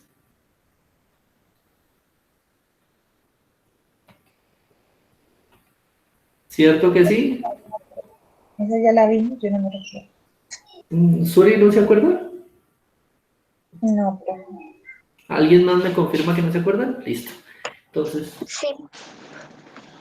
esta estaba en el simulacro, pero decía que las aves, en primera parte nos decía que ellas están en el polo cuando está calientito y ahí viven. Luego, cuando empieza a hacer frío, ellas migran hacia las... ¿Qué? ya me acordé, sí. Ellas migran hacia latitudes más tropicales. ¿Y qué pasa? Muchas de las plantas que consumen estas aves en los ecosistemas cercanos al polo ahora se encuentran en regiones tropicales. Resulta que una plántica que se encontraba aquí antes, de un momento a otro apareció acá. ¿Cuál era la respuesta? Que resulta que acontece que las plantas migraban de un lugar a otro, pero ¿por qué? Las aves aquí se alimentaban de sus semillitas, ¿cierto? Durante el viaje las iban procesando y cuando llegaban acá al polo, ellas excretaban la semilla con el excremento. Caían acá y germinaban las plantitas, ¿listo? Entonces, ¿se acuerdan que los frutos de las plantas se mueven por los ríos y los mares? Falso, se movían gracias a que las aves las cargaban. Miren, las aves durante su digestión no son destruidas las semillas, pasan intactas y por tanto llegan a otros lugares. Esa era la respuesta que estaba ahí. Ahora sí. B. Algunas de las plantas de otros ecosistemas les sirven de alimento. Falso. Muchas aves llevan pedazos de hojas. Falso, porque necesitamos que transporten la semilla y la respuesta correcta era la D. Muchas aves terminan de digerir los frutos durante el vuelo de migración y dejan caer las semillas con excremento en otros ecosistemas. Esa era la respuesta 113. Y hasta ahí simplemente estábamos afianzando conocimiento y ustedes las van respondiendo cada vez más rápido, ¿cierto, chicos? Ahora, esta de aquí, esta sí es nueva. Un grupo de científicos quiere estudiar el efecto de consumo de semillas de café en el desplazamiento de las ardillas por un bosque. Para ello capturan 10 ardillas, a las cuales a 5 les suministran café y a 5 sin café. Listo, para ver qué les pasa. Cada ardilla se coloca un rastreador y se registra el desplazamiento en el bosque durante 72 horas. Listo, veo el desplazamiento y lo que hago es registrar datos de desplazamiento. Desplazamiento, listo. Ahora, si durante un estudio reciente se muestra que los mayores desplazamientos se observan en ardillas que no alcanzan de edad reproductiva, es decir, ardillas jóvenes, desplazamiento muy alto, y las ardillas adultas no son territoriales y no se mueven más de 5 metros. Se encontró ahora que ardillas jóvenes, mucho desplazamiento, y las ardillas jóvenes se mueven mucho, mientras que las ardillas viejas se mueven poco. Listo, entonces ya estoy incluyendo yo aquí otra variable. ¿Qué variable? No solo con café, sin café, sino la edad. Ahorita, ¿yo qué esperaría? Vamos a ver. Con base en esta información, los científicos deben modificar su experimento para determinar adecuadamente el efecto del café. Listo, ahorita tengo en cuenta la edad. ¿Yo qué esperaría? Entonces, ahora lo primero será tomar grupos. Entonces, voy a tener, supongamos, ardillas jóvenes. Dentro de esas ardillas, ¿yo qué haré? Una parte con café, la otra parte sin café. Y así yo puedo analizar el comportamiento de las jóvenes, pero también debo analizar las viejas. Entonces, cojo otras ardillas de mayor edad, también, y con café, sin café. Así puedo yo verificar cómo se comportan ahora las jóvenes y las viejas y poder definir en base a eso la respuesta. Entonces, dejar semillas de café en los árboles donde habitan las ardillas y medir el tiempo que estas demoran en consumir lo falso. A mí no me está interesando qué tan rápido se suben al árbol para comerse la semilla. Yo quiero saber cómo afecta a unas ardillas el consumo de café, si se mueven más o se mueven menos. ¿Listo? Entonces no me interesa cómo trepan, sino cómo se comportan. B, colocar semillas en la base de los 10 troncos y medir la longitud que recorren las ardillas en estos troncos. Falso, porque nuevamente no me interesa ver qué tan alto trepan en unos árboles, me interesa ver es qué tanto se desplazan en el bosque. C, determinar las edades de las ardillas capturadas. Listo, muy bien, ya estoy metiendo el factor de edades. E introducir el mismo número de ardillas de diferentes edades. Puede ser aquí 5 jóvenes, 5 jóvenes con café, 5 jóvenes sin café, 5 viejas con café, 5 jóvenes, 5 viejas sin café. Entonces, la C hasta ahí sería mi respuesta correcta, pero vamos a descartar la de la dice capturar ardillas jóvenes y adultas, encerrarlas en un espacio de 3 metros y comparar su desplazamiento. Podría ser, de no ser porque miren lo que dice acá. Aquí dice que las ardillas viejas, las ardillas adultas, son territoriales y no se mueven más de 5 metros a la redonda. Entonces, si las encierran en espacios de 3, las ardillas viejas se van a mover esos 3 y las ardillas jóvenes también. Entonces, ahí estaré incluyendo yo un error en el sistema. Respuesta de la 114, la respuesta correcta es la C. ¿Listo, chicos? ¿Hasta ahí cómo van? ¿Bien? Bien, profe. Eso, chicos, muy bien. Continuamos. 115, la 115 ya la habíamos visto antes, ¿cierto? ¿Me confirman en el staff?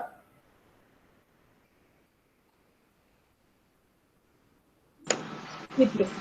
Sí. Exactamente, entonces ya no nos vamos a demorar mucho para terminar con este formulario. Dice, los investigadores han encontrado que las conchas de la mayoría de crustáceos tienen 3 capas.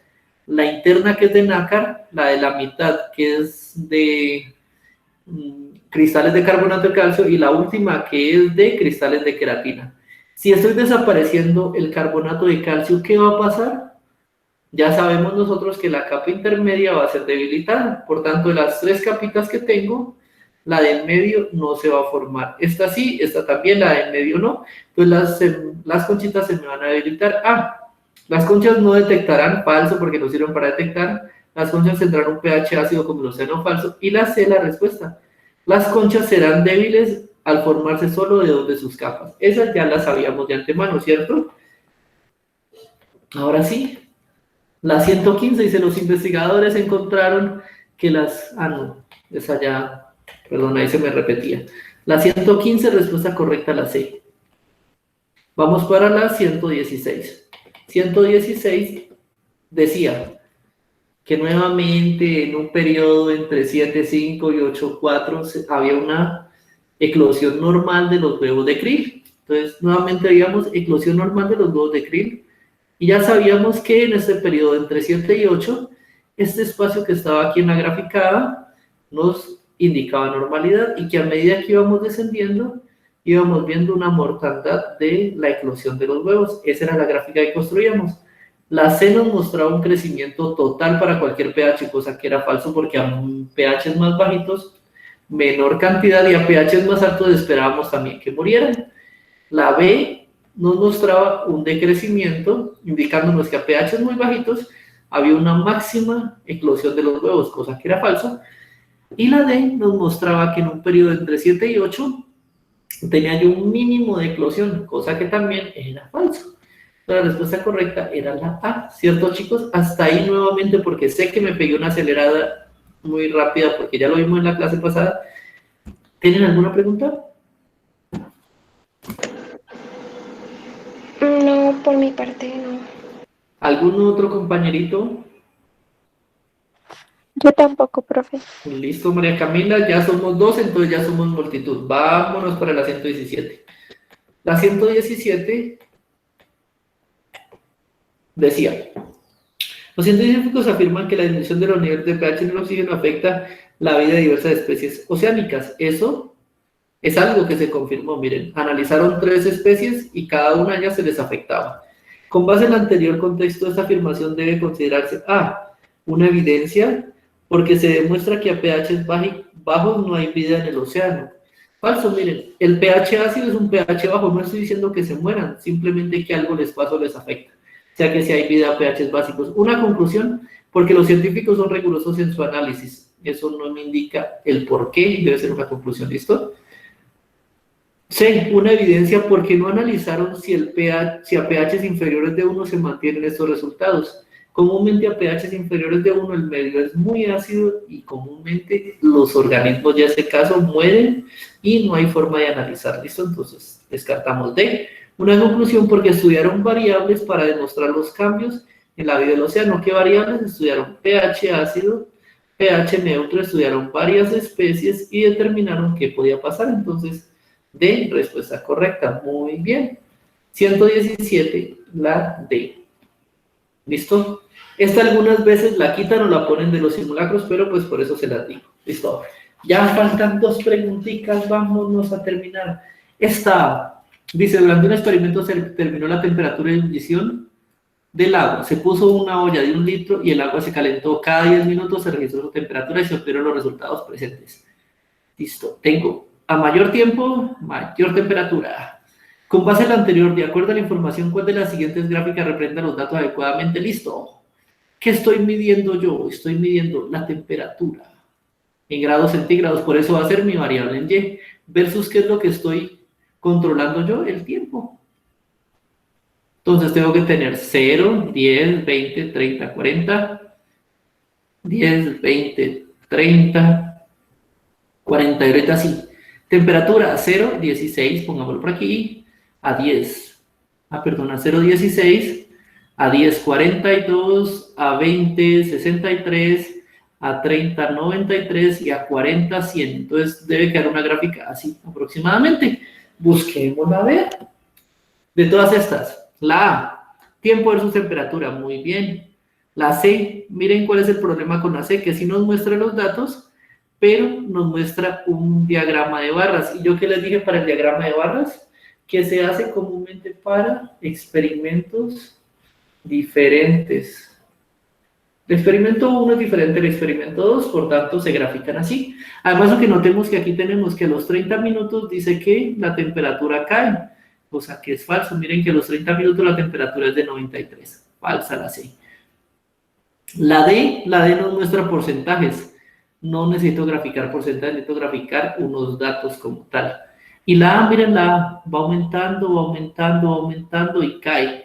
Además de eso, gracias Valentina por decirnos esa razón. Miren que las etiquetas de la A están mal puestas. El tiempo me lo da en 1, 2, 3, 4, 5. Y yo realmente estoy tomando el tiempo en 0, 10, 20, 30, 40. Por tanto, la A no es la respuesta correcta. Nos queda únicamente la B. Y la B que dice, a 0 es un valor cercano a 20. Bien, a 0, 18. A 20 es un valor cercano entre 80 y 60. A 20 es de 68, muy bien, y resulta que a 40 es de 100, muy bien. La gráfica B me representa perfectamente los datos de mi sistema, entonces respuesta a la 118, la B. ¿Listo, chicos? ¿Hasta ahí alguna pregunta? ¿No? La 119 ya la habíamos visto. Pregúntame, compañerita. No, iba a decir que todo claro. Listo. La 120, esa ya la habíamos visto antes. ¿Qué decía? El muchacho cree que entre mayor volumen, mayor temperatura de ebullición, y nosotros ya vimos que es una constante. ¿Listo? Que la temperatura de ebullición es constante para todo volumen. ¿Listo? No hay necesidad, entonces vamos a ver, la hipótesis es falsa. La hipótesis es falsa porque la temperatura de ebullición del ácido acético es muy diferente a la del agua. No. Y descartamos la B y la C porque son verdaderas y buscamos la D. La D, su hipótesis es falsa Porque se demostró que la temperatura de ebullición no cambia al variar el volumen de ácido acético. Diferentes volúmenes, misma temperatura.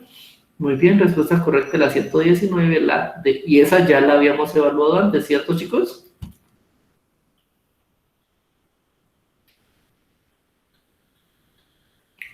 Listo.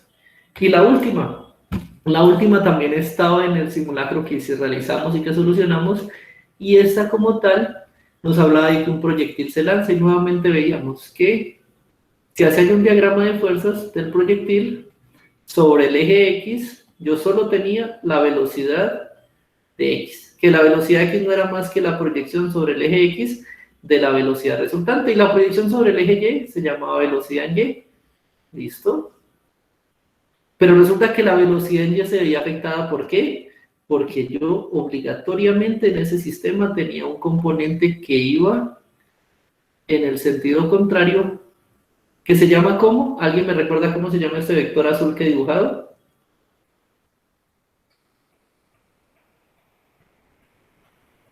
El peso ¿Y es igual a qué? a la aceleración de gravedad. A la masa por la aceleración de la gravedad, muy bien. Entonces vemos que en el eje Y, en la sumatoria de fuerzas del eje Y, tengo la velocidad en Y menos el peso, mientras que en el eje X solo tengo la velocidad en X menos nada, porque no hay nada actuando de este lado, para acá no hay nada que actúe.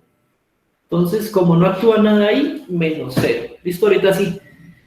Cuando se dispara el proyectil, la velocidad sobre el eje X, sobre el eje Y, cambia continuamente, mientras que sobre el eje X permanece constante. ¿Por qué la velocidad sobre el eje Y cambia y en el eje X se mantiene constante?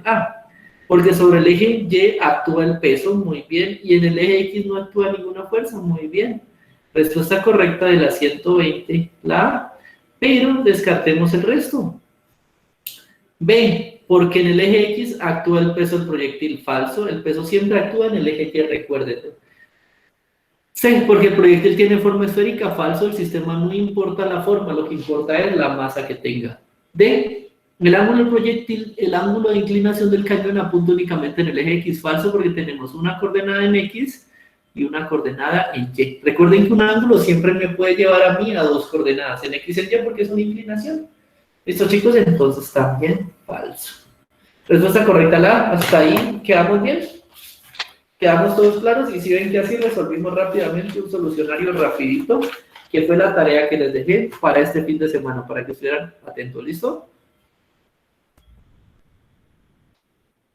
¿Listo, chicos? Gracias. No, ustedes. Entonces, ¿cómo quedamos con ustedes para que quede claro? Y una vez quede aquí grabadito con ustedes. Les voy a dejar, en este sistema ustedes ya tienen en su Classroom,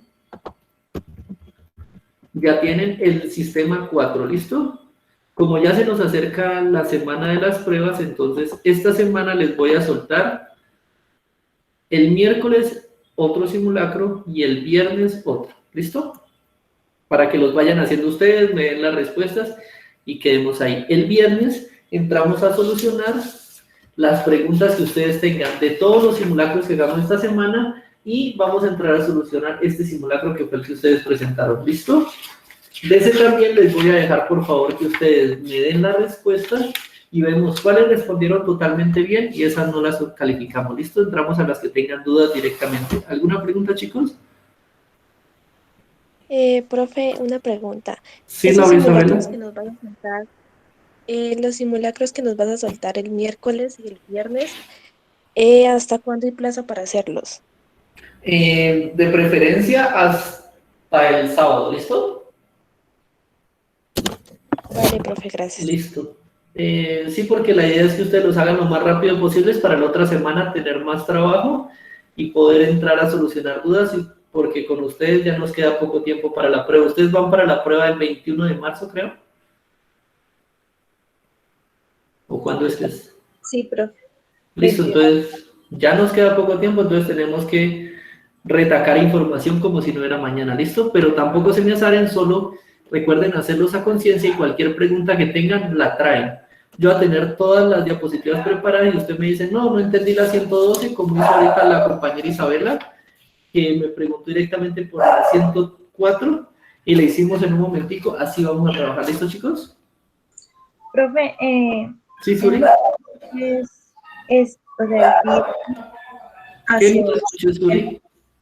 el viernes hacemos las que nos quedaron malas del simulacro, Yes. los simulacros y los de Sí. otros formularios. Sí, o sea, les envío el formulario para que ustedes lo revisen. Ustedes responden, las que hayan tenido mal, yo las traigo, y de ambos simulacros. ¿Listo? Entonces vamos a tener 3 para esta semana. Uno el miércoles, uno el viernes y otro que ya resolvieron acá. Entonces vamos a atacarlos todos al tiempo. ¿Listo? Porque yo tengo dudas de unas preguntas, pero es de del segundo simulacro. Ah, no hay problema, las traes, aunque ese ya lo explicamos, ¿cierto? No, profe, uno que hablaba de unas mangueras con agua, algo así. Unas mangueras, ¿cuál era ese? Porque este es el que estamos desarrollando. Se supone que nosotros ya vamos, ¿están viendo mi pantalla? Sí. Supone que nosotros ya vamos por el tercero. Este segundo simulacro que era la prueba C16.1, ya lo resolvimos en clase, ¿cierto?